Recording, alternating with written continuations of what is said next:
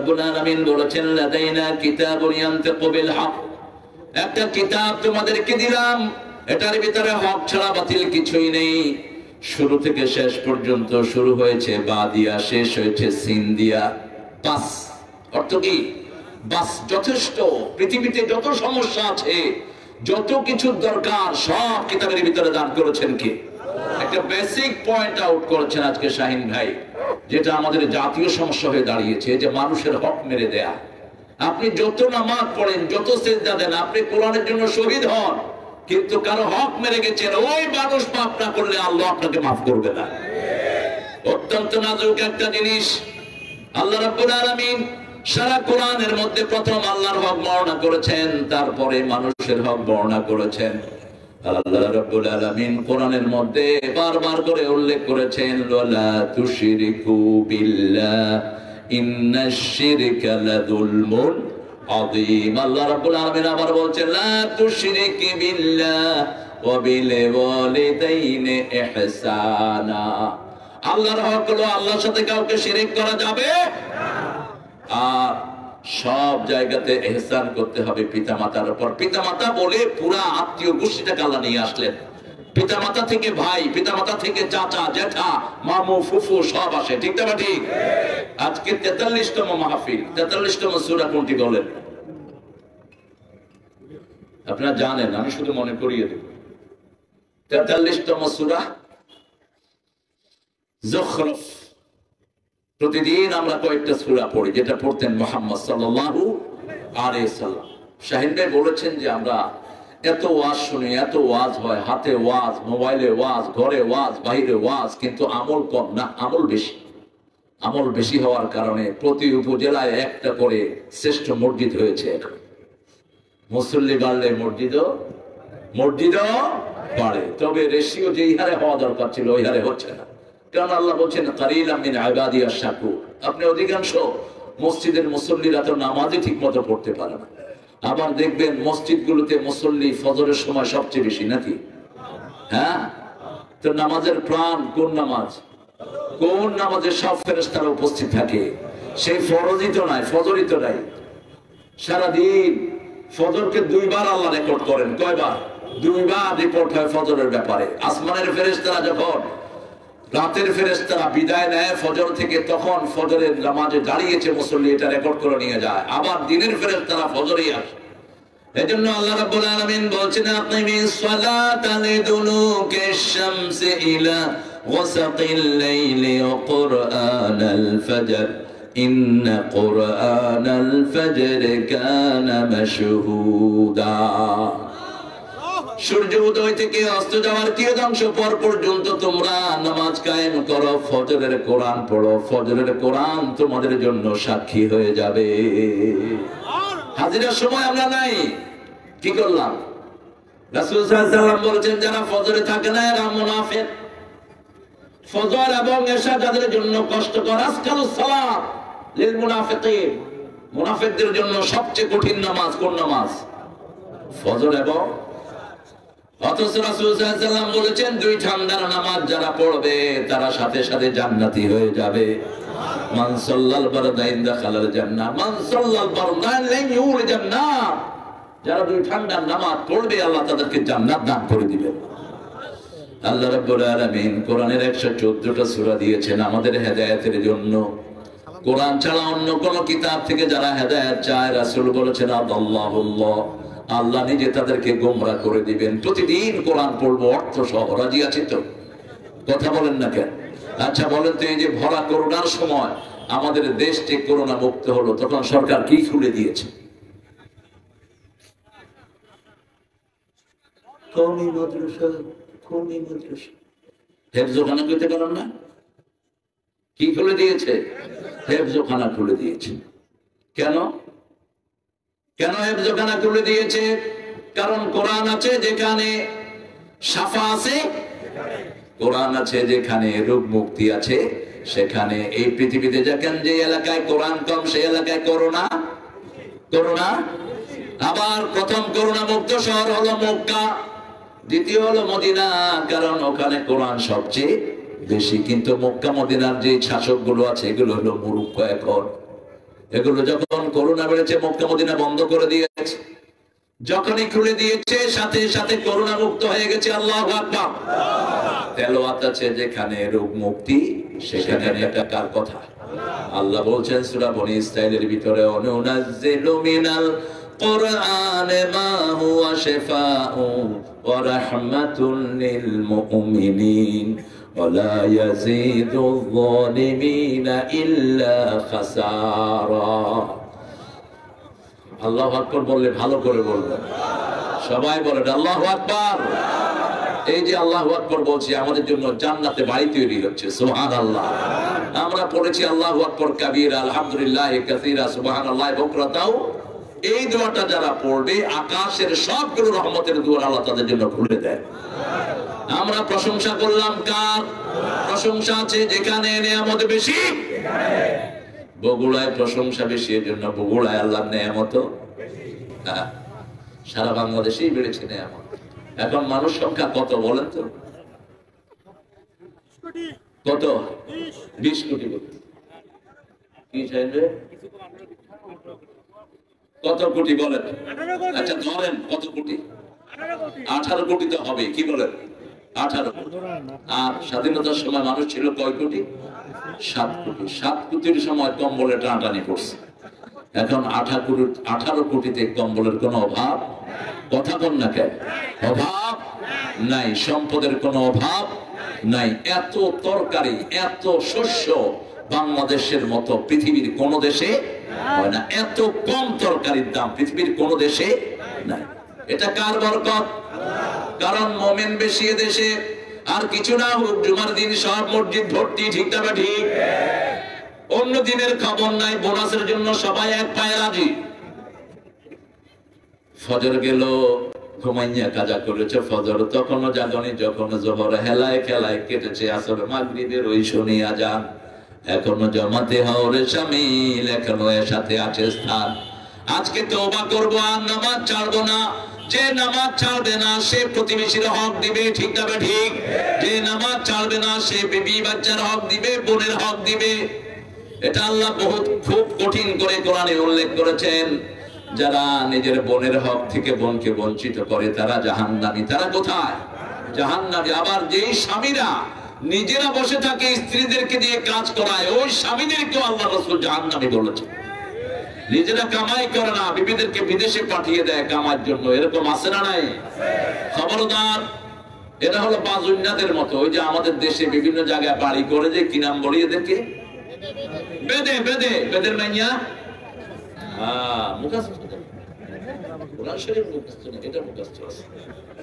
এটা তো খুব বেশি প্রচলিত, এই জন্য আপনাদের মুখস্থ হয়ে গেছে দেখতেছি। এই বেদেদের স্বামীরা বসে থাকে, স্ত্রীরা কামাই করে। এটা যেন কোনো পুরুষের করে না হয়। সবচেয়ে সওয়াবের সূরা কোনটা বলেন? কোন সূরা পড়লে সবচেয়ে বেশি নেকি হবে? দেখছেন অবস্থা? কয়টা বলতেছে? ইখলাস। শিওর না সে, এই জন্য আসতে বলতেছে। কোরআনের মা কোন সূরা? কোন সূরা ছাড়া নামাজ হয় না? কোন সূরা দিয়ে হুজুররা ফু দেয়? কোন সূরা কোরআনের ভিত্তি? কোন সূরা দিয়ে দোয়া করলে দোয়া ফিরত যায় না? ইবনে আব্বাস রাদিয়াল্লাহু আনহু জানাজাতে সূরা ফাতিহা পড়লেন জোরে জোরে। বুখারীতে বর্ণনা এসেছে, সাহাবায়ে কেরাম জিজ্ঞেস করলেন, আপনি এভাবে জোরে জোরে পড়লেন যে সূরা ফাতিহা? তিনি বললেন, তিলকা সুন্নাহ, এটাই সুন্নাহ। এখন ইমাম আবু হানিফার মতে সূরা ফাতিহা পড়াও যায়, নাও পড়া যায়। তিনি বলেছেন এটা একটা দোয়া, পড়লে পড়লাম, না পড়লে নাই। কিন্তু তার বাকি তিন ইমাম বলেছেন সূরা ফাতিহা ছাড়া কোনো নামাজ হয় না। এটা শ্রেষ্ঠ দোয়া। আপনারা এটাই জানেন না। একজন লোক 30 পারা কোরআন পড়লো নামাজে, কিন্তু সূরা ফাতিহা পড়লো না, নামাজ হবে? তো এতক্ষণ দেরি লাগলো কেন আপনাদের? কোন পৃথিবীতে আছেন? সূরা ফাতিহা কুসিমাতিস সালাতু বাইনি ওয়া বাইনা আবদি নিসফাইন। মুসলিম শরীফের বর্ণনা, রাসূল সাল্লাল্লাহু আলাইহি ওয়াসাল্লাম বলছেন, আল্লাহ বলছেন সালাত এবং নামাজ এবং বান্দার মধ্যে আমি দুই ভাগে ভাগ করে নিয়েছি। বান্দা এক ভাগ পড়বে আমি আল্লাহ এক ভাগের উত্তর দেব। বান্দা পড়বে আলহামদুলিল্লাহি রাব্বিল আলামিন, সাথে সাথে আল্লাহ উত্তর দেন হামদানি আবদি।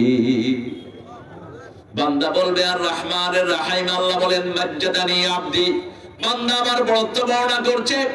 বান্দা বলবে মালিকি ইয়াউমিদ্দিন, আল্লাহ বলেন আসনা আলাইয়া আবদি, আমার উপর প্রশংসার ফুল ছড়িয়ে দিচ্ছে আমার বান্দা। বান্দা বলবে ইয়াকা না'বুদু ওয়া ইয়াকা নাস্তাঈন, আল্লাহ বলবেন হাদা বাইনি ওয়া বাইনা আবদি ওয়া আবদি মা সাআল, এটা আমার মধ্যে বান্দার মধ্যে, বান্দা আমার ইবাদত করবে, বান্দার সব প্রয়োজন আমি পূরণ করে দেব। দুর্ভিক্ষের সমাধান এই কিতাবে আছে না নাই? ইবাদত আছে যেখানে দুর্ভিক্ষ থাকে না, সেখানে কার কথা? কোন সূরায়? প্রত্যেক দিন আপনারা পড়েন সূরাটি, কিন্তু মনে নাই, যেহেতু অর্থ জানি না। অর্থ তো অধিকাংশ লোকই জানে না, বহু ইমামও জানে না অর্থ, ঠিক না? কথা বলেন না কেন? আল্লামা কামালউদ্দিন জাফরি হাফিজাহুল্লাহ কোথায় যায়? সভাপতি সবার শেষে যাইতে হইবে, কি বলেন? আপনারা ছুটি দিলে আমার কিছু করার নেই, সভা তো আপনাদের, ছুটি দিবেন?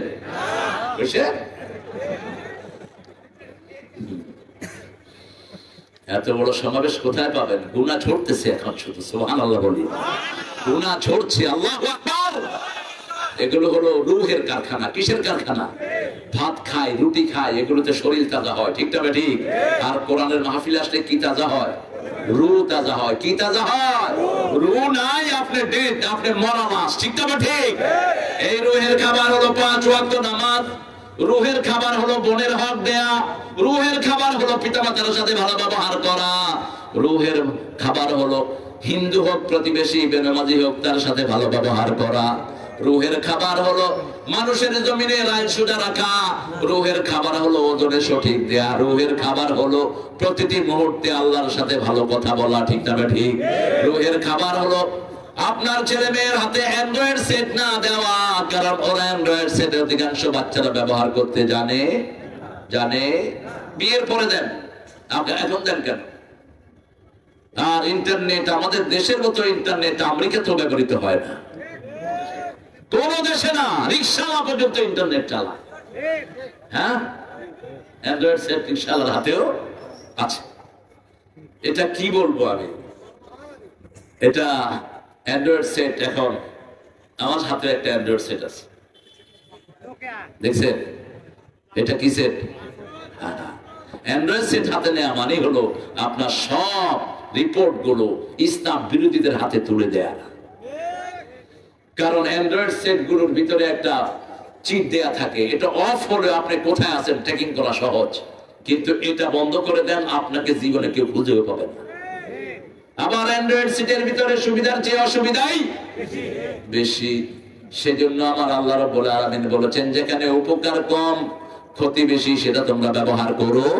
যেমন মতটা হয়েছে 3 পর্যায়ে। কোন পর্যায়ে?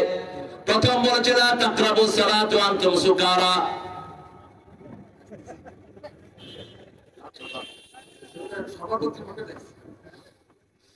সভা কর্তৃপক্ষের আর কাম নাই, খায়া দেওয়া তোমাদের আদাত করে খাবে পরে যা। দেখছেন অবস্থা? আচ্ছা, আল্লাহ কবুল করুক।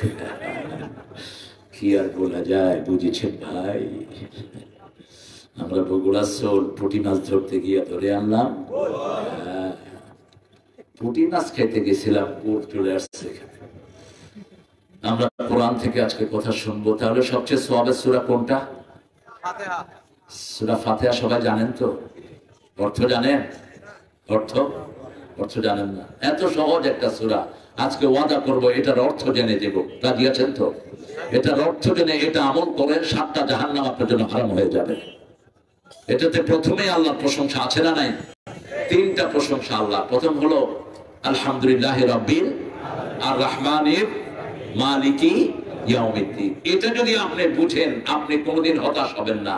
আপনি কোনোদিন ওই যে এক বাটা মাথায় পিস্তল থেকে গুলি করে মরেছে, কি নাম জানি বেটাটা? হ্যাঁ, আরে দূর কাজ শ্বশুরটা জিজ্ঞেস নাকি তোমাদের? কইছি ওই বেটাটার নাম কি? এই নোংরার নাম নেওয়ার দরকারটা কি? যেগুলো মানুষকে জিনা ব্যভিচার শিক্ষা দেয়, এদের নাম মুখে আনার দরকারটা কি? ওই বেটা মাথায় পিস্তল ঠেকিয়ে গুলি করছে, আবার কালেমাও পড়ছে লা ইলাহা ইল্লাল্লাহু মুহাম্মাদ। তোর কালেমার মুখাপেক্ষী আল্লাহ না করুক। জীবন দিয়েছেন আল্লাহ, নিবেন আল্লাহ, তুই কে জীবন নেয়া? অত্যন্ত সেন্সিটিভ জিনিস। আপনি একটা নৌকো উপড়ে ফেলতে পারবেন না, কারণ এটা আপনার সম্পদ না, সম্পদ কার? কথা বলেন। আপনার মুখে দাঁড়িয়ে উঠছে, দাঁড়িয়ে দিয়েছেন কে? আপনার হাতের নখ, পায়ের নখ, যত শরীরে অঙ্গ প্রত্যঙ্গ দেখেন, এগুলোর মালিকানা কার? তো আপনি এগুলো নিয়ে ছিনিমিনি কেন খেলেন? আপনাকে দিয়েছে দেখাশোনার জন্য। আবার মৃত্যুর পরে এগুলো থেকে আপনার হিসাব নিবেন। আপনি কিভাবে জমিনের আইন ঠিক রেখেছেন? আপনি কোন সময় বিবির গায়ে হাত তুলেছেন? কোন সময় আপনি নিজের বোনকে নিজের হক থেকে প্রত্যাহৃত করেছেন? কোন সময় করোনার চাল খেয়ে ফেলেছেন? সব আপনার হাতের ভিতরে আছে না নাই? রেকর্ড। বাংলাদেশের মতো একটা সাবলীল দেশ পৃথিবীর কোথাও নাই, কিন্তু অনেকের পেটে বাংলাদেশের টাকা ঢুকে গেছে। হ্যাঁ, খায়া শেষ করছে। আমি এক এমপির পোলা, আমার বাপ দীর্ঘ সময়ের এমপি, লক্ষ্মীপুর সদর জেলা প্রপারের এমপি, কিন্তু বাপেরে দেখছি শুধু দাদার সম্পত্তি বেচতে বেচতে ফকিরের অবস্থা হয়ে গেছে। ঢাকা শহরে একটা বাড়িও নাই, আর এখন উস্কা ফুসকা এমপি। এদেরকে কেউ চিনে না, কোনো ভিত্তি নাই, এরা কোটি কোটি টাকার মালিক হয়ে যায়। এগুলো কার টাকা? এগুলো জনগণের টাকা। সব আল্লাহর রাস্তায় ফেরত দিতে হবে। ক্ষমতায় আসার পরে যদি ব্যবসা ছাড়া কেউ টাকার মালিক হয়, বুঝতে হবে তিনি জনগণের 12টা বাজিয়েছে। কথা কোন না কেন? কারো ব্যবসা আছে বাপের আমল থেকে, তিনি ব্যবসায়ী হতে পারেন, লাভ হতে পারে, ঠিকটা বা ঠিক, কিন্তু আপনার কোনো ব্যবসা বাণিজ্য নাই। ব্যবসাটা হলো আপনি একটা পদ পেয়েছেন, পদ পেয়ে আপনি কোটি কোটি কোটি কোটি টাকার মালিক। কিভাবে হলো? স্বাস্থ্য অধিদপ্তরের একটা ড্রাইভারের অ্যাকাউন্টে পাওয়া গেছে 120 কোটি টাকা। আমার প্রশাসনকে যদি ছেড়ে দেওয়া হয়, এক সপ্তাহের ভিতরে সব হারাম টাকাদেরকে থানায় একত্রিত করতে পারবে, ঠিকটা বা ঠিক? ওদের কাছে সব লিস্ট আছে না নাই? বাংলাদেশের পুলিশের মতো বিচক্ষণ পুলিশ আমি দুনিয়ার কোথাও দেখিনি। আমেরিকা, ইংল্যান্ড, দুনিয়ার বহু জায়গায় আল্লাহ আমাকে নিয়েছে না, এত ট্যালেন্ট না। পুলিশ গাড়িতে উঠে উঠে শুধু একটু এমনি তাকায়, তাকে কত ইউজ ও পরে ইন্না লিল্লাহি ওয়া ইন্না ইলাইহি। কি হয়েছে আপনাদের? কি হয়েছে? আরে ক্যামেরা না থাকলে তো ওয়াজই শুনতেন না। হ্যাঁ, লোক ভিড় করো না তোমরা, ক্যামেরা গুলো মানুষকে একটু উঠাও, শুধু আমারও উঠাও না। এত হাজার লক্ষ মানুষ আছে, ওনাদেরকে একটু উঠাও। ধরে রাখছে সব আমার দিকে, ঠিক আছে, আমাকে এত উঠে লাভ কি? আমরা সব আল্লাহ রেকর্ড করছেন, ঠিক কিনা? প্রত্যেকের সাথে 120টা করে ক্যামেরা আছে। কয়টা? 120। কেন বললাম? মানুষের রূহ এসেছে শরীরে 120 দিনে। কয় দিনে? আর আল্লাহ মানুষকে বানিয়েছেন 120 বছরে। এই জন্য মানুষের ক্ষমতা সবচেয়ে বেশি, আকাশের চেয়ে বেশি, জমিনের চেয়ে বেশি। আকাশ জমিন সৃষ্টি করেছেন ফি সিত্তাতি আইয়াম, 6 দিনে। কয় দিন? 6 দিনে। কিন্তু মানুষকে বানিয়েছেন আল্লাহ 120 বছরে। এই জন্য আল্লাহ আকাশকে এই কোরআন শরীফ দিতে চেয়েছেন। কোরআন আকাশ নেয় নেই, পাহাড় নেয় নাই, জমিন নেয় নাই। হামালাল ইনসান ইন্নাহু কানা যালুমান জাহুলা। এই মানুষ এই কোরআন গ্রহণ করেছে কারণ কোরআনের ক্ষমতা সবচেয়ে বেশি।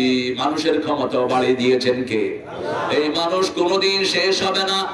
এই দুনিয়ার পরিবর্তনের পরে চিরস্থায়ী একটা জীবন আমরা লাভ করব। সেখানে শুধু জীবন আর জীবন। এখানে শুধু একটু কষ্ট করে যদি আল্লাহর হুকুম মেনে যাই, মৃত্যুর পর থেকে আমাদের হুকুম মানবেন কে? কে মানবেন? আল্লাহ মানবেন। সব আপনি মনে চাইবেন, মুখে বলার আগে আপনার চোখের সামনে আল্লাহ হাজির করে দিবেন। আরো আস্তে কর না, সুবহানাল্লাহ। অল্প দিন একটু কষ্ট করে আসো। আল্লাহ বলছেন অল্প দিন কষ্ট করে আসো। কতদিন করবা তাও ঠিক নেই, যে কোনো সময় তোমাকে আমি নিয়ে যেতে পারি। নিয়ে যাওয়ার পরেই তোমার এই জীবনের শেষ। এবার আমার কাছে তুমি আসবে আমার মেহমান হয়ে। কারণ আল্লাহ রাব্বুল আলামিন এই সব বানিয়েছেন শুধু মানুষের জন্য, ঠিক না ঠিক? আল্লাহর অন্য কোনো জিনিস নেই, অন্য কোনো সৃষ্টি নেই। যা কিছু বানিয়েছেন খালাকালাকুম মা ফিল আরদি জামিআ, এই পৃথিবীর যা কিছু দেখি সব আমাদের জন্য বানিয়েছেন কে?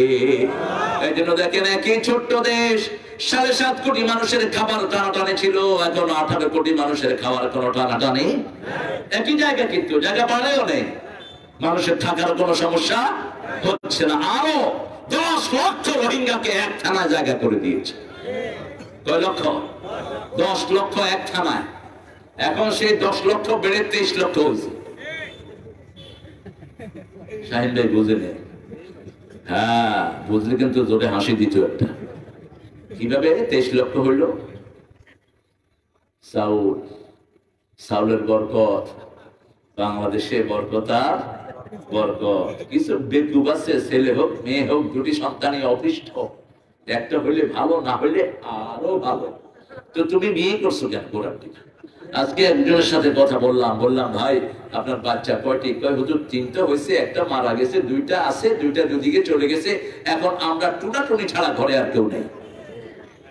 সন্তান বেশি যেখানে বরকত বেশি, মানুষ বেশি দেখেই বাংলাদেশের বরকত বাড়িয়ে দিয়েছেন কে?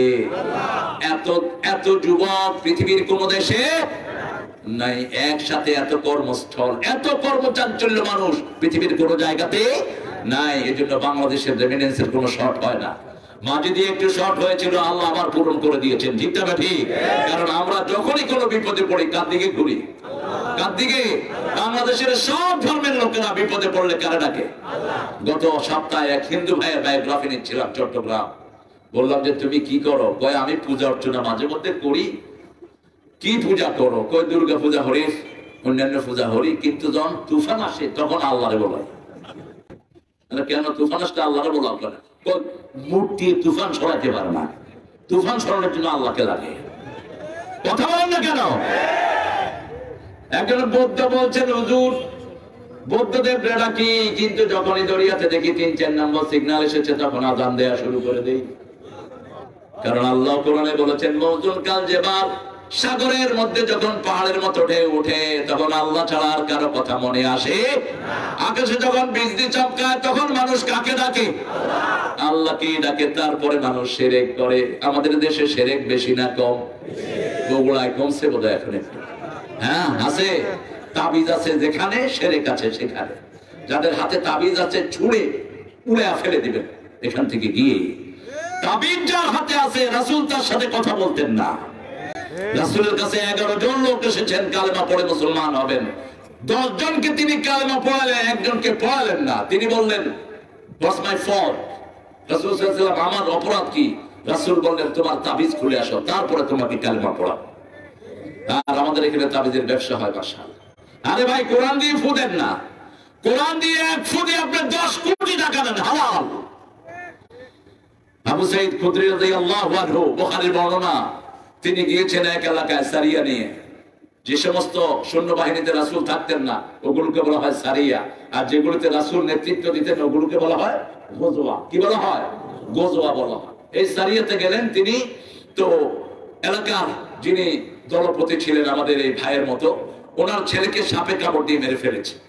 এখন ওনার লোক এসে বলছে হাল আইনাকুম রাক, is there any person who can breathe our child, he could be alive? এরকম কেউ আছেন কি যিনি এই বাচ্চাটাকে ফু দিবেন, ফু দিলে তিনি ভালো হবেন? আবু সাঈদ খুদরি হাত তুললেন, ইয়েস আনা আফদার আলা হাদা, আনা আনফুখ আলাল আতফাল, আমি বাচ্চার উপর ফু দিব। তিনি আসলেন, বাচ্চাকে যেখানে সাপে কামড় দিয়েছে এই শাহাদাত আঙ্গুলি ধরে তিনি সূরা ফাতিহা পড়লেন, বাচ্চা লাফ দিয়ে উঠল। এবার তিনি বলছেন, বাচ্চার বাপ বলছে কি চান? বলছে আগে দুধ দাও, দুধ খেয়ে নেই। দুধ খাওয়ার পরে বলছেন কোন বর্ণায় এসেছে 30টা ছাগল, কোন বর্ণায় 50, কোন বর্ণায় 60, কোন বর্ণায় 100 ছাগল। 100 ছাগল। আপনি তাবিজ একটা লিখে কয় পয়সা পান?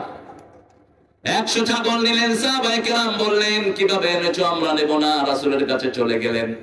রাসূল সাল্লাল্লাহু আলাইহি ওয়াসাল্লামকে আগে জানিয়ে দিয়েছেন কে? আল্লাহ। রাসূল মুস্কি হাসছেন, হে রে আবু সাঈদ, তুই জানলি কেমনে কোরআন দিয়ে ফু দিলে লাভ হয়?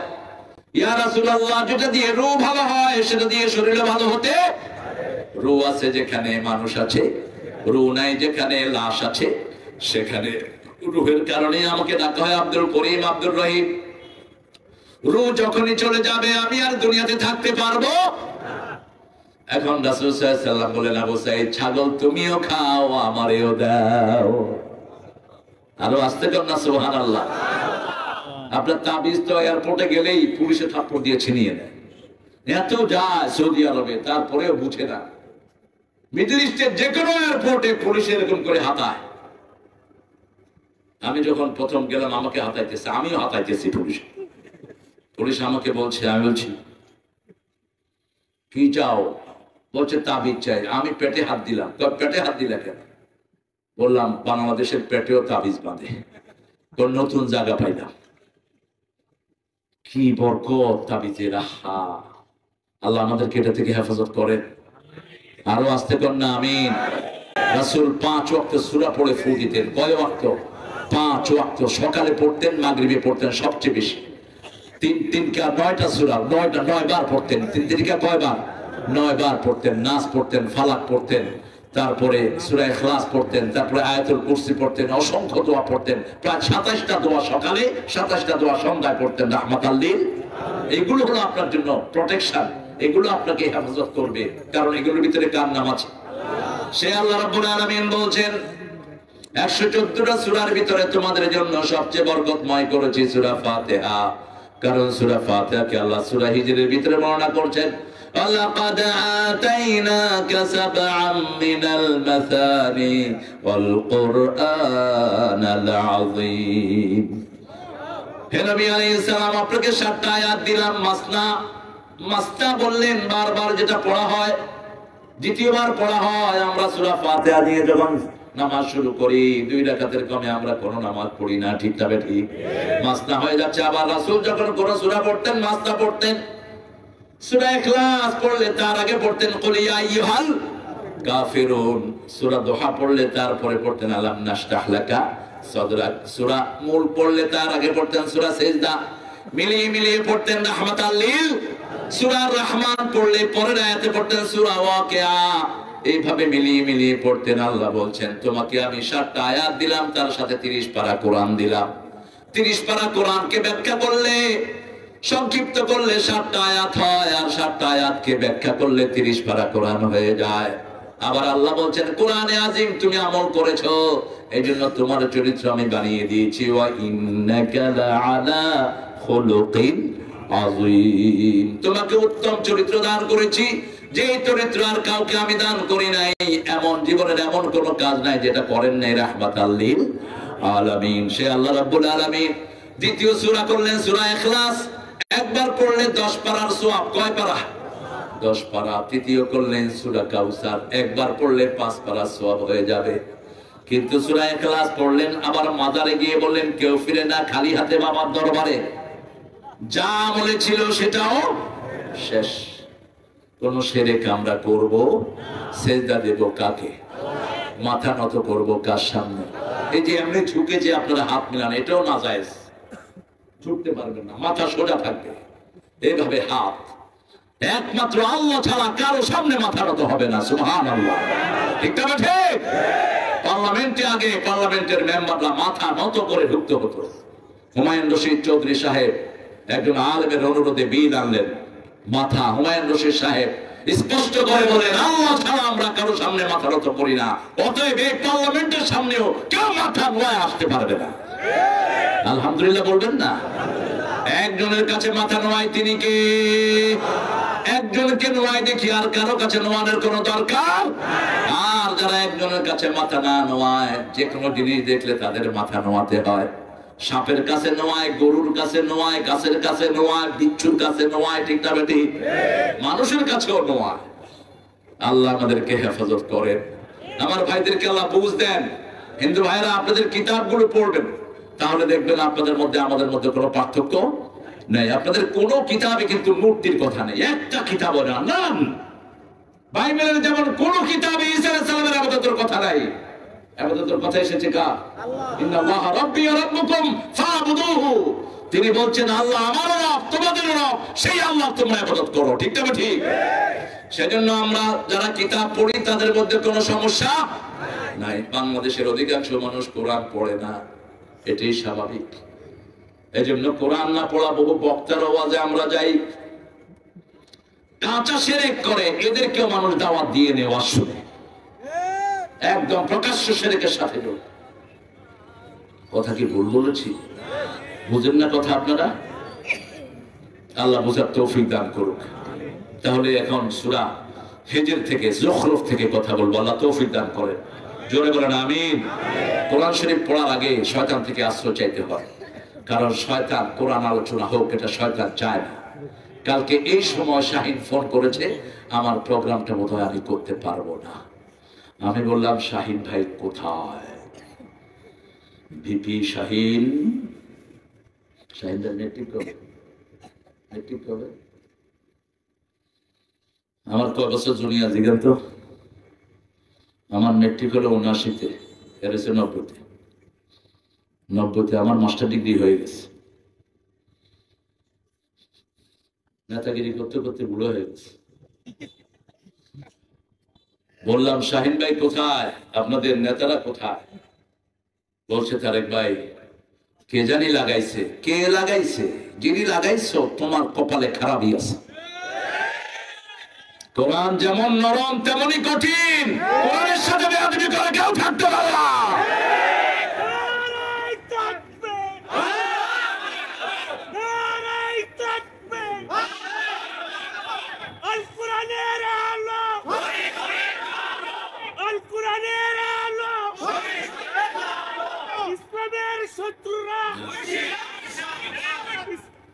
ইসলামের শত্রু এখানে আসে রে, শত্রু আছে বাহিরে, ঠিক না? ঠিক। ইসলামের বন্ধু আমার এই ভাইটি। আমি যতগুলো দোয়া পড়েছি আমার সাথে সাথে গুনগুন করে পড়তেছি। আমি যে এই যে সূরা আহজাবের যে আয়াতটা আমরা পড়ি সব দুটা পাইকারি হারে ইন্নাল্লাহা ওয়া মালাইকাতাহু ইউসাল্লুনা আলা, এটাও দেখি যে গুনগুন করে পড়তেছি। আলহামদুলিল্লাহ বলেন না? আল্লাহ মানুষটাকে ইসলামের জন্য কবুল করে। আমরা সূরা যুখরুফ থেকে কথা বলবো। পৃথিবীতে এই পর্যন্ত যতগুলো বড় বড় ইসলাম বিরোধীরা এসেছে তাদের বগলের নিচে ইসলামের বন্ধুরা ছিল, ঠিক না? ঠিক। ফেরাউনের পার্লামেন্টে মুসা আলাইহিস সালামের লোক ছিল, ঠিক না? ঠিক। তিনি ঈমান গোপন করেছিলেন। আবার ফেরাউনের ঘরে যিনি ছিলেন তিনিও ছিলেন জান্নাতি মহিলা। কি নাম জানে? নাসিয়া রাদিয়াল্লাহু আনহা। এমন দোয়া তিনি করেছেন, আল্লাহ বলছেন নাসিয়া তোমার দোয়া শুধু আমি কবুল করলাম না, আমি তোমার দোয়া কোরআনে তুলে দিলাম। কিয়ামত পর্যন্ত মানুষ তোমার দিয়া দিয়ে আমার কাছে দোয়া করবে। আল্লাহুম্মা আবনি লি বাইতান ইনদাকা ফিল জান্নাহ। হে আল্লাহ আমার দুনিয়ার ঘরটা বড় বিষাক্ত হয়ে গেছে, আমার হাতে পেরাক মেরেছে ফেরাউন, পায়ে মেরাক মেরেছে, আমার মুখ হাত সব বন্ধ করে আমার বুকে পাথর চাপা দিয়ে আমারে খুন করছে ফেরাউন। আল্লাহ আমার এই ঘরটা বড় বিষাক্ত হয়ে গেছে, আমাকে আপনার কাছে একটা ঘর বানায়া দেন। আপনি আমার প্রতিবেশী হয়ে যাবেন, আপনি যেন আমার পাশে থাকেন। আল্লাহ আমি জান্নাত চাই না, আমি আপনাকে চাই, আপনার পাশে। আপনার পাশে তারপরে সেটা জান্নাতে হোক, আগে আপনার পাশে হতে হবে। সুবহানাল্লাহ। আল্লাহ রাব্বুল আলামিন সেই আয়াত কোরআনে তুলে দিলেন। সেই আল্লাহ রাব্বুল আলামিন বলেন দুনিয়ার জীবনটা সহজ করলে সহজ, কঠিন করলে কঠিন। তোমাদেরকে জান্নাত থেকে দুনিয়ায় পাঠিয়েছি, আবার আমি জান্নাতে নিয়ে যেতে চাই, ঠিক না? ঠিক। চারটা জিনিস বাদ দাও, জান্নাত দান করে দিবেন কে? মিথ্যা কথা বলা যাবে না, আমানত খেয়ানত করা যাবে না, বোনের আমানত, ভাইয়ের আমানত, প্রতিবেশীর আমানত, কারো আমানত খেয়ানত করা যাবে না। আমাদের অনেক লোক মনে করে হিন্দুদের মাল চুরি করা যায়, যত চুরি করে নিতে পারে তত লাভ। কথা কন না কেন? আছে না নাই? অথচ আপনি দেখেন তো রাসূল সাল্লাল্লাহু আলাইহি ওয়াসাল্লাম যখন হিজরতে যাবেন বিছনায় কারে শোয়ালেন? কাকে? আলীকে। আলীকে তিনি শুধু শোয়ায় ছেড়ে দিয়েছেন না, আলীকে ওনার চাদর গায়ে দেওয়া হলেন। চাদর গায়ে দিয়ে ওই চাদরের উপর তিনি ফু দিলেন। এরপরে বলেন আলী এখন যদি কেউ চাদর উপর তোমাকে আঘাত করে, এই চাদর ভেদ করে তোমার গায়ে কোনো আঘাত যাবে না, তুমি এখানে শুয়ে থাকো আলী। তোমার কাছে আমার মক্কার যত ডিসবিলিভার আছে, মক্কার মুশরিকরা আমার কাছে যে আমানত রেখেছে, টাকা পয়সা সোনা গয়না, এগুলো তোমার কাছে দিয়ে যাচ্ছি। কালকে যখন তারা আমাকে পাবে না, তাদের আমানত তাদের কাছে সব ফিরিয়ে দিয়ে এসো। অথচ এই লোকেরা এই রাসূলকে মারার জন্য 100 জন দিয়ে বাড়ি ঘেরা করেছে, ঠিক না? ঠিক। 100 যুবক হাতের ভিতরে হাত রেখে দাঁড়িয়ে আছে। সকাল হলেই জীবিত অথবা মৃত মুহাম্মদকে হাজির করলে 100 উট পাবে। কয়শো? 100 উট পাবে, সবাই দাঁড়ানো। জিবরাইল আমিন এসে বলছেন মুহাম্মদ সাল্লাল্লাহু আলাইহি ওয়াসাল্লাম আপনাকে এখন হিজরত করতে। রাসূল বললেন কিভাবে বের হব? জিবরাইল আমিন আলাইহিস সালাম বললেন সূরা আর-রহমানের একটা আয়াত আছে, সূরা ইয়াসিন আপনি পড়েন। وَجَعَلْنَا مِنْ بَيْنِ أَيْدِيهِمْ صَدًّا وَمِنْ خَلْفِهِمْ صَدًّا فَأَغْشَيْنَاهُمْ فَهُمْ لَا يُبْصِرُونَ। আপনি আয়াতটা পড়েন, আয়াতটা পড়ে বালুতে ফু দেন। আচ্ছা, বালুতে যদি ফু দেন, বালু তো সোজা গিয়ে মানুষের চোখে ঢুকবে, ঠিক না ঠিক? বালু কি ঘোরার ক্ষমতা রাখে? ঘোরার ক্ষমতা রাখে না। কিন্তু বালু যখন রাসূল উড়ালেন, আল্লাহ বলেন ওয়ামা রামাইতা ইদ রামাইতা ওয়ালাকিন্নাল্লাহা রামা। হে নবী, আপনি বালু নিক্ষেপ করেন নাই, আপনি বালু ছেড়ে দিয়েছেন। কাফেরের চোখে বালু ঢুকিয়ে দিয়েছেন কে? রমিয়ন বালু হয় ক্ষেপণাস্ত্রকে, রমিয়ন বালু হয় কে? ক্ষেপণাস্ত্র। আর রমি আল কুওয়াতু হিয়া রমি, বুখারীর বর্ণনা আল কুওয়াতু হিয়া রমি। তোমরা ক্ষেপণাস্ত্র জোগাড় করো, যাদের হাতে আকাশ এবং সাগর থাকবে তাই পৃথিবী কন্ট্রোল করবে। এখন আকাশও কন্ট্রোল করছে আমেরিকা, সাগরও কন্ট্রোল করছে আমেরিকা। ক্ষমতা কার কাছে? আল্লাহর কাছে। তারা খুব ভালো মানুষ। আমাদের মানুষগুলো যে কত সরল। তোমার ভাত খায় কে? আল্লাহ। পৃথিবী কন্ট্রোল। এখন পৃথিবীর মডল কাকে বলা হয়? কাকে? কেন? আকাশ তাদের হাতে, আর তাদের হাতে পানি, আর আমাদের হাতে কি? মসজিদে কিলাকিলি। হ্যাঁ, হাত কোথায় মানবো, আমিন কোথায় করবো, এই নিয়ে আমাদের মধ্যে ঠেলাঠেলি। অথচ এগুলো সব নফল জিনিস, ঠিক না ঠিক? ফরজ ছেড়ে দিয়েছে, বাজার পুরোটা দখল করে নিয়েছে কাদিয়ানীদের মতো নষ্ট করা। পুরা বাংলাদেশের বাজার তাদের দখলে, বাকিটা দখলে ইহুদি খ্রিস্টানদের, যাদের ব্যাপারে 2 বেলা 5 বেলা নামাজের মধ্যে বদদোয়া করি। গায়রিল মাগদুবি আলাইহিম ওয়ালাদ, এই মাগদুব হলো ইহুদিরা, দাল্লিন হলো খ্রিস্টানেরা। এরাই আজকে পৃথিবী দখল করে আছে। তবে হতাশ হওয়ার কিছুই নেই। মুসলমানদের হাতে আবার ক্ষমতা দান করবেন কে? রক্ত ঝরে যার ক্ষমতা হয়ে যায় তার। রক্ত ঝরে যেখানে জমিন হয়, যাদের রক্ত ঝরে তাদের হাতে জমিন তুলে দেন কে? আমি গোপালগঞ্জে গিয়েছিলাম, বেশ কিছু প্রোগ্রাম করেছি। গোপালগঞ্জ চিনেন তো আপনারা? আমাকে একজন বলেছে, আপনি হুজুর বলেন তো এত লম্বা সময় প্রধানমন্ত্রী উনি কেন আছেন? উনি আছেন ওনার বাপ ভাই মায়ের রক্তের বদৌলতে উনি আছেন। রক্ত জমিনে ঝরবে যার, জমিন হবে তার, ঠিক না ঠিক? এটা আল্লাহর দস্তুর। এখন মুসলমানের রক্ত সারা পৃথিবীতে আছে না নাই? মুসলমানের জমিন হবে, তাতে কোনো সন্দেহ? আপনারা দেখেন তো ওয়ার্ল্ড কাপ কারা চালায়? ওয়ার্ল্ড কাপে 3টা জিনিস সবচেয়ে বেশি হয়। প্রথম হয় জুয়া। প্রথম কি? জুয়া। 2 নম্বরে মদ। 3 নম্বরে এখন এইবার বিশ্বকাপ দেখেন কারা নিল? কারা? বিশ্বকাপ শুরু করছে কি দিয়ে? কি দিয়ে? কোরআন তেলাওয়াত দিয়ে। যে বিশ্বকাপের শুরুতেই নাচানাচি কুদাকুদি করতো, এবার যখনই আউযুবিল্লাহ পড়া শুরু হয়েছে সব নিচের দিকে মাথা। দেখছেন না আপনারা? কোন আয়াত দিয়ে শুরু করলো? 13 নম্বর সূরা হুজরাত। ইন্না আকরামাকুম ইনদাল্লাহি আতকাকুম। সমস্ত মানুষ নীরব। মেয়েরা যাদের কাছে কাপড় ছিল না তারাও নিচের দিকে মাথা নেমে আছে। উদ্বোধনী অনুষ্ঠান শেষ, সব বাহিরে গিয়ে একটা করে নেকাব নিয়েছে, মাথায় বেঁধেছে।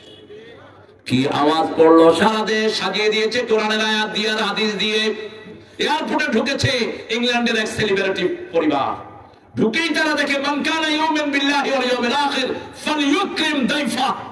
Who has claimed he has believed on Almighty and Resurrection Day, he has to respect his guest. Same way Rasul sallallahu alaihi wasallam বললেন মান কানা ইউমিন বিল্লাহি ওয়াল ইয়াউমিল আখির ফালইউকরিম জারা। Who has believed on Resurrection Day and Almighty, he has to respect his neighbor. Thirdly, Muhammad sallallahu alaihi wasallam বললেন মান কানা immune বিল্লাহি ওয়াল ইয়াউমিল আখির ফালইয়াকুল খাইরান আও লিয়াসমুত। যে আল্লাহকে বিশ্বাস করে, রাসূলকে বিশ্বাস করে, সে যেন তার মেহমানকে সম্মান করে। যে আল্লাহকে বিশ্বাস করে, রাসূলকে, আখিরাতকে বিশ্বাস করে, সে যেন তার প্রতিবেশীকে সম্মান করে। যে আল্লাহকে বিশ্বাস করে, আখিরাতকে বিশ্বাস করে, সে যেন ভালো কথা বলে, না হয় চুপ থাকে। হাদিসটা দেখেই লোকটা বলছে এটা কে বলেছে, নিচেই লেখা মুহাম্মদ সাল্লাল্লাহু। লোকটা বলছে I want to meet this person, আমি এই মানুষের সাথে দেখা করতে চাই।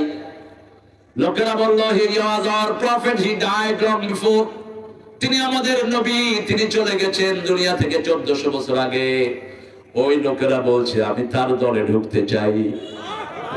এয়ারপোর্টের লোকেরা পড়া দিল লা ইলাহা ইল্লাল্লাহু মুহাম্মাদুর রাসূলুল্লাহ সাল্লাল্লাহু।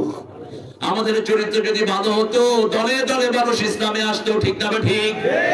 আমরা বোনের সম্পদ মেরে খাই, একটা বোন সেনসিটিভ জায়গা। নারীর সম্পদ যারা মেরে খায় তাদের দুনিয়াও শেষ, আখিরাতও। বরং মেয়েদেরকে পারলে বেশি দেন, বেশি খাওয়ান, খুশি হবেন কে? রাসূল নিজের বোনের জন্য জন্মে করেই তিনি বোনের জন্য দুধ ছেড়ে দিয়েছেন, যদি আর মুখ দেন নেই একদিনও। আর সেই নবীর উম্মত হয়ে আমরা বোনকে ঠকাই, আছে না নাই? আরো ভাই বলছে হজ করে আসছে বলে। কিসের তোর হজ? চোরা পয়সা যেগুলো হজ দাস, এই হজ তোর জন্য বিপদের কারণ হয়ে দাঁড়াবে।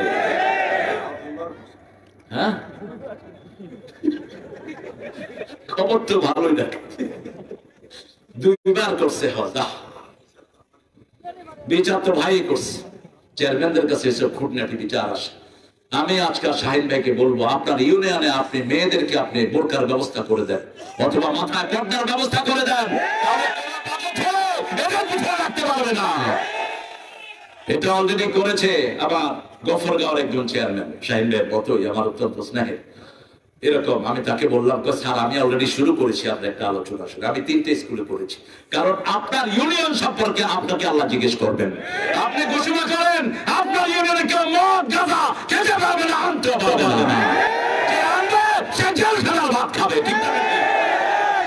প্রত্যেক চেয়ারম্যান যদি এরকম সংঘবদ্ধ হয়ে ওঠে। আমি খুব ধন্যবাদ দেই লক্ষ্মীপুরের একজন মেয়রকে, সে খুব নোংরা ছিল, কিন্তু মেয়র হওয়ার পর গত রমজানের আগের রমজানে সে বলছে আজান দিলে যে দোকান খোলা থাকবে আমি দোকানদারে ধরে থানা নিয়ে যাব।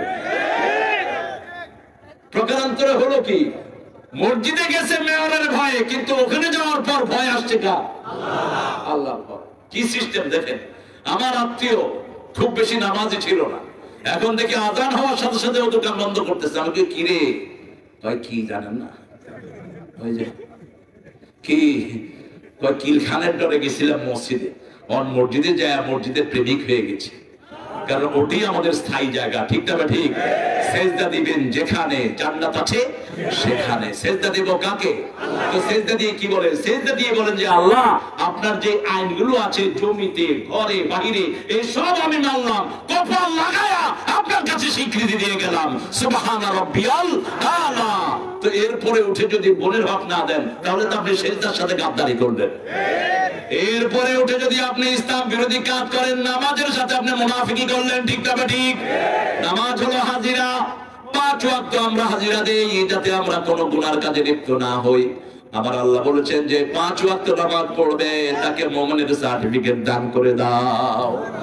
আর ঈমান আছে যেখানে জান্নাত আছে, সেই আল্লাহ রাব্বুল আলামিন 30 পারা কোরআনে ঈমানের কথা সবচেয়ে বেশি করে বলেছেন। ঈমান নাই তার নামাজও নাই। মিথ্যা কথা যেখানে ঈমান নাই, মুনাফিকদের 4টা কাজ এগুলো আমরা করব না। শিরক আছে যেখানে ঈমান নাই, মুশরিকরা নামাজ পড়বে কিন্তু কবুল হবে না, মুনাফিকরা নামাজ পড়বে কবুল হবে না।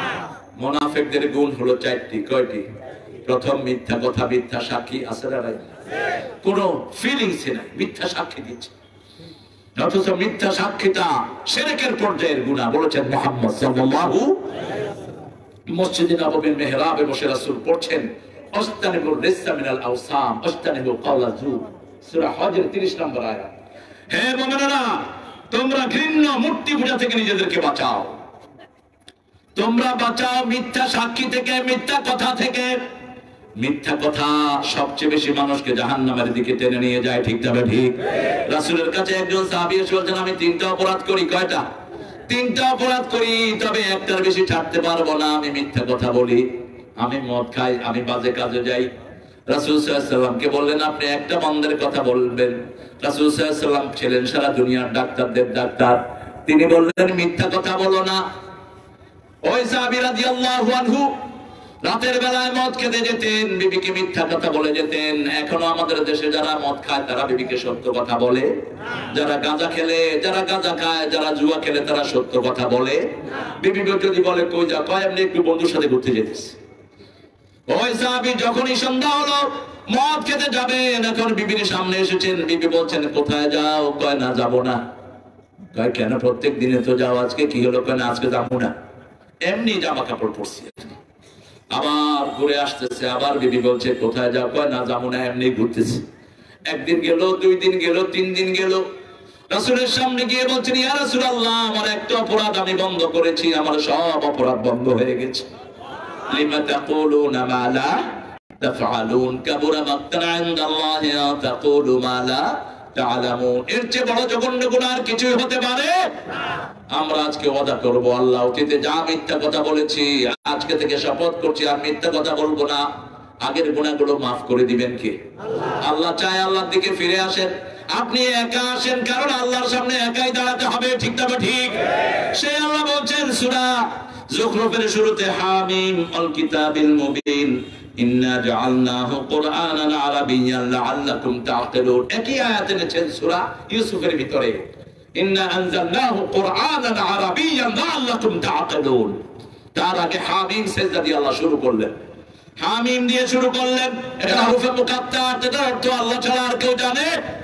আল কিতাবিল মুবিন, কিতাবের শপথ, প্রকাশ্য কিতাবের শপথ। আমরা যা কিছু করি সবকিছু ডায়েরিভুক্ত করছেন কে? প্রত্যেকের আমলনামায় একটা ডায়েরি আছে। আমলনামায় কি আছে? আমলনামায় 12 বছর সন্তানের যখন হয়, সন্তান ছেলে মেয়ে বালেগ হলেই তার আমলনামার ভিতরে আল্লাহ রাব্বুল আলামিন একটা ডায়েরি দিয়ে দেয়। আমলনামাগুলো তার গলায় ঝুলিয়ে দেয়। এটা কিয়ামতের বিচার পর্যন্ত গলাতেই তার ঝুলানো থাকবে। সূরা বনী ইসরাঈলে আল্লাহ বলছে আলতামনু নাহু তাইরাহু ফি উনুকি, প্রত্যেক মানুষের গলায় তার আমলনামা ঝুলিয়ে দেয়া হয়েছে। যখনই নেক কাজ করেন আমলনামাগুলো নেক আমলের ভিতরে চলে যায়, আর যখন খারাপ কাজ করেন ওই খারাপের আমলনামায় চলে যায়। মৃত্যুর পরে আপনি যাদেরকে রেখে গেছেন, এই মাহফিল চলবে, মাদ্রাসা চলবে, কোরআনের প্রতিষ্ঠান চলবে, যারা আপনারা এখন রেখে গেছেন, চলে গেছেন, তাদের আমলনামায় এটার সওয়াব যেতে থাকবে, ঠিক না ঠিক? যেমন